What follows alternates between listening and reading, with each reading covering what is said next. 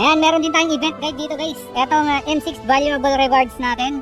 Guide of events. Ayan, M6 Pass, November 18 to December 29. Level up the pass to unlock rewards like M6 exclusive elimination effect, custom action, Claude sacred statue, avatar border, Claude figurine, Claude skin, and more. Only 399. Ito yung mga ma-unlock nyo guys. Nakalagay na dyan sa table. Unlock bonus pass reward, Claude Challengers Spark, pass level plus 3, M6 lottery coin plus 400. Yung 699 naman guys, unlock bonus pass reward, Claude Challengers Spark, M6 Claude custom action, M6 exclusive trail effect, plus 2 extra pass levels, obtain 300 more M6 lottery coins. Tapos M6 pass level rewards, yung week 1, ito yung makukuha nyo guys. Yung week 2, ito naman.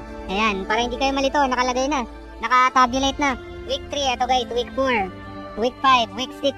Meron din tayong lucky gift, November 18 to December 29 din. Participate in the event for a chance to obtain the new painted skin Claude Challengers Flare and Beatrix Light Seeker, as well as 2 exclusive Beatrix M4 skins.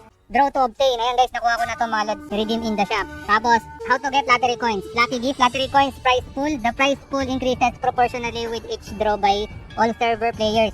If you win special lottery coin rewards, you'll share the current prize pool based on the proportion you've won. Oo, ganun pala yun. Okay, M6 Pass, unlock. Level rewards. All contents is subject to change. Ito yung mga makukuha nyo guys, nakatabulate na para hindi kayo malito mga idol. Ayan ang ating event guide mga lods.